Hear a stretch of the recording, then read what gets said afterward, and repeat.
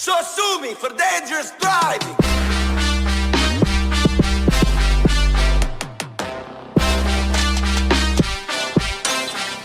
Come on, bitch.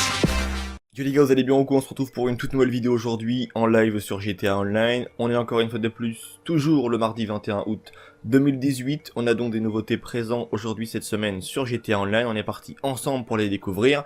Et dans cette vidéo, on va s'intéresser à la nouvelle Scramjet qui vient tout fraîchement de paraître. Donc ce véhicule vraiment what the fuck qui vaut un prix assez exorbitant. Donc tout d'abord, je reviens sur le fait que je vous avais posé une question il y a maintenant de cela 12 heures dans l'onglet communauté de ma chaîne. Un gros merci à toutes les personnes qui ont répondu présent et qui ont justement voté par justement la petite question que j'avais posée qui était, je vous le mets à l'écran, allez-vous acheter la nouvelle Scramjet sur GTA Online demain? Vous avez été plus de 1400 personnes à voter, un grand merci à vous. Et à ma grande stupéfaction, on peut voir qu'il y a 36% pardon, de personnes qui vont bel et bien acheter le véhicule, et on a 64% de personnes qui ne vont pas acheter le véhicule, donc une majorité en soi de personnes ne va pas acheter ce véhicule. C'est assez choquant parce que ce genre de véhicule plaît particulièrement à pas mal de monde, un peu comme la Oppressor, les véhicules un peu spéciaux, c'est des véhicules qui attirent tout de suite du monde, mais a priori pour ma communauté, 64% des personnes ne vont pas acheter ce véhicule, et seulement 36 vont l'acheter sur GTA Online. Donc je fais partie de ces 36% de personnes, parce que justement mon but à moi c'est de vous la présenter, donc je vais bien évidemment l'acheter. On va donc se rendre sur le site Voyage et Transport, Warstock Cash and Carry, vous le connaissez maintenant. Donc le véhicule est présent juste ici, 2 places bien évidemment. On a, comme vous pouvez le remarquer, le rabais qui est bel et bien effectué.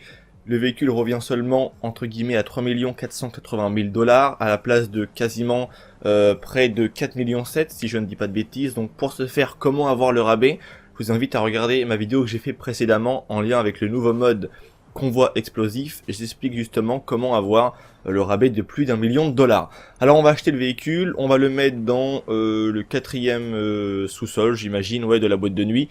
Donc c'est parti, le véhicule est bel et bien acheté, et maintenant on va pouvoir le découvrir ensemble. Relais potes, la voici, la voilà, la nouvelle Scramjet. On est sorti dehors parce que le véhicule est bien plus intéressant à l'extérieur. Malheureusement, on n'est pas gâté du tout par le temps à Los Santos en ce moment même.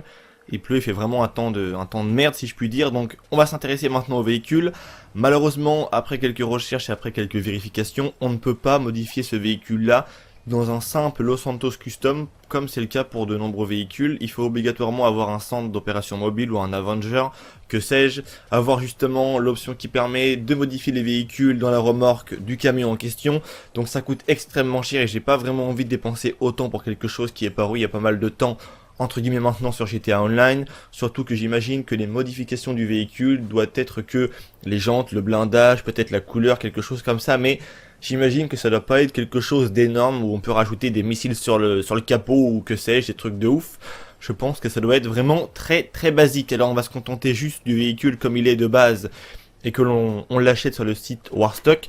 Donc de design comme ça, hein, le véhicule il est comme ça, je pense que vous le savez maintenant, un design très particulier. On peut remarquer à l'avant les missiles, les mitrailleuses, tout ça, on va y venir maintenant dans quelques instants. Et je pense qu'on va monter dedans et écouter un petit peu le bruit qui n'est pas vilain du tout.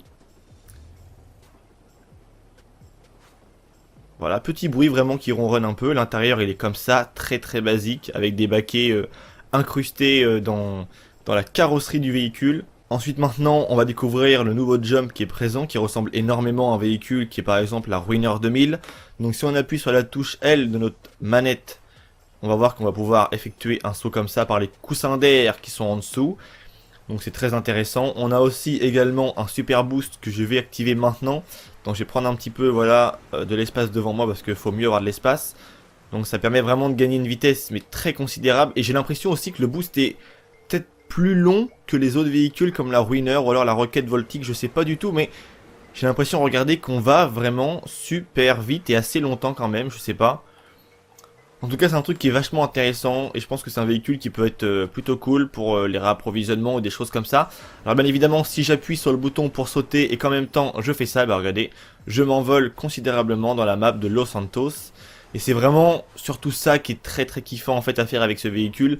Et bien évidemment il est aussi assez résistant pour résister à ce genre de cascade. Hop, voilà, on peut vraiment aller un peu n'importe où et en fait ça nous permet de se déplacer rapidement et facilement mais vraiment de manière aléatoire, c'est pas précis.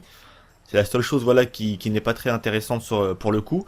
Alors ensuite on a comme vous pouvez le remarquer à l'écran, les missiles. Donc là voilà, je tire des missiles de devant le véhicule. On a les missiles sans guidage bien évidemment, où je peux choisir ma cible et non pas l'ordinateur du jeu qui la verrouille automatiquement.